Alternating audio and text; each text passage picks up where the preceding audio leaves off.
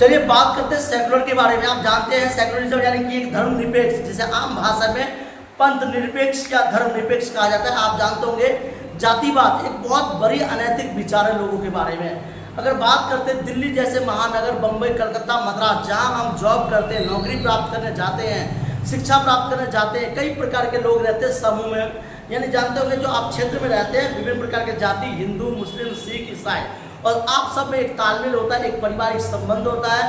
तो यहाँ पे हमारा सबसे पहला विचार होता है पड़ोसी, जिसे हम आम भाषा में नाइबर कहते हैं।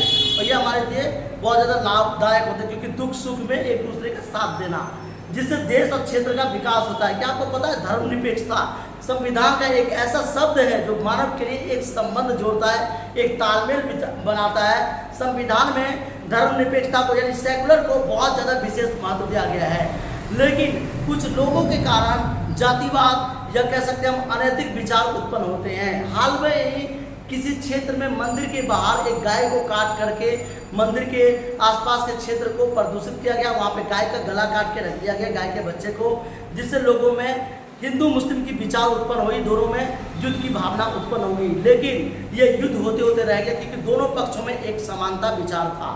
आजकल हिंदू मुस्लिम के अनैतिक विचार ने लोगों में जातिवाद की भावना को मतलब एक प्रकार से कठोर उत्पन्न कर दिया है। आपस में जो है एक प्रेम था, जो एक शिक्षा के क्षेत्र में एक मजबूत व्यवस्था बनाने का जो क्रियाकलाप थे, वो सब धीरे धीरे नष्ट हो गए।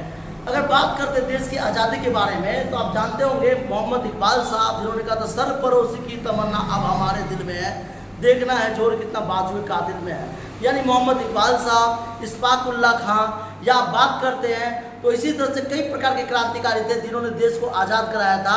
और उस टाइम में अनेक प्रकार के हिंदू मुसलमान थे जो कि देश के लिए बहुत ज़्यादा एक विचार थे।